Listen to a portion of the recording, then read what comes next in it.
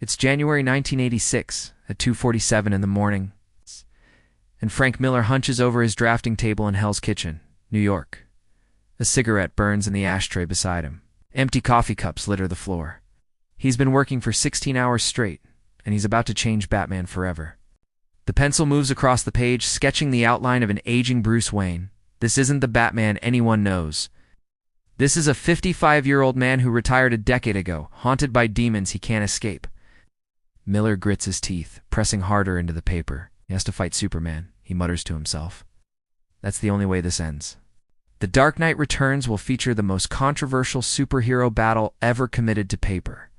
But first, Miller has to figure out how a mortal man defeats a god. 3,000 miles away in Los Angeles, editor Dick Giordano receives Miller's rough layouts in the mail. He spreads them across his desk and studies the panels. Batman in powered armor, Superman weakened by a nuclear blast. An elderly Green Arrow firing a kryptonite arrow. Giordano picks up the phone. Frank, this is incredible.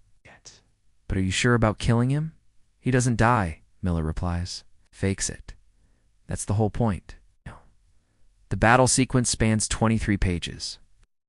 Every panel is choreographed like a heavyweight boxing match. Miller draws from his knowledge of martial arts, from Kurosawa films, from ancient Greek tragedy. He wants readers to feel every punch, every broken bone, every desperate gamble. Klaus Janson handles the inking. He receives Miller's pencils and immediately understands the weight of what he's holding. The fight must feel brutal and desperate. Janson thickens the lines around Batman's armor, making it look industrial, almost primitive. When Superman's fist connects, the impact needs to shake the reader. Lynn Varley paints the colors. She chooses a palette of deep blues and harsh oranges. The Gotham skyline burns behind them. Lightning cracks across the sky. She knows that color tells half the story. When Batman's armor starts failing, she shifts to darker tones. When he gains the upper hand, flashes of white explode across the page. Meanwhile, across the industry, another legendary battle is taking shape. It's May 1992, and writer Peter David sits in his cramped office staring at a blank screen. Marvel has given him an impossible assignment. The Hulk must fight the entire Marvel universe. Not just any Hulk, but Professor Hulk, the version with Bruce Banner's intellect combined with the monster's strength. David paces the room, running scenarios through his mind. How does he lose? He can't lose. But he has to lose. That's the story. He calls artist Gary Frank. I need you to draw the most savage Hulk you've ever drawn. Forget everything you know about Professor Hulk. By the end of this, he's pure rage. Gary Frank begins sketching in his studio, working through dozens of poses. The Hulk fighting Thor, the Hulk tearing through the Avengers, the Hulk going toe-toed with the Thing. Each fight requires different choreography. Thor brings lightning and mythological weight. The Thing brings raw determination and heart.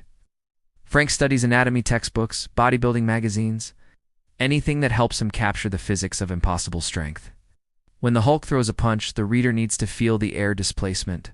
When he takes a hit, the ground beneath him should crater. Editor Bobby Chase reviews each page as it comes in. More destruction, she instructs. When these two hit each other, buildings should fall.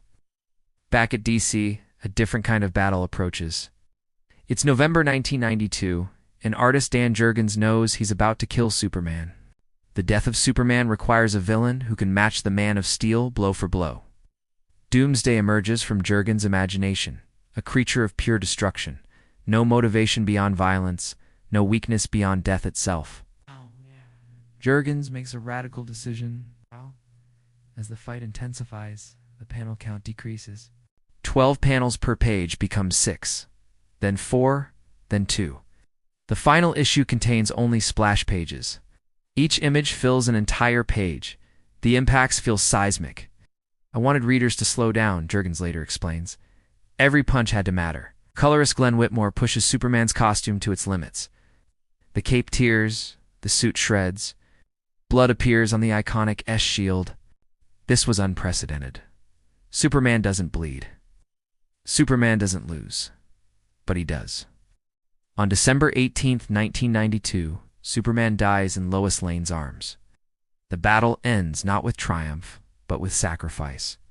Millions of copies sell within hours. These creators understood something fundamental. Great battles aren't about powers or abilities. They're about what characters sacrifice. What they fear, what they're willing to become. Miller gave us a Batman who would break every rule to save his city. David gave us a Hulk who lost control of the one thing he valued most. Jurgens gave us a Superman who proved mortality. The pages they created still hang in collectors' homes, still inspire filmmakers, still define what superhero storytelling can achieve. Behind every iconic punch, every desperate struggle, every impossible victory, there's an artist at a drafting table at 3 in the morning, asking the only question that matters: how do I make them feel it?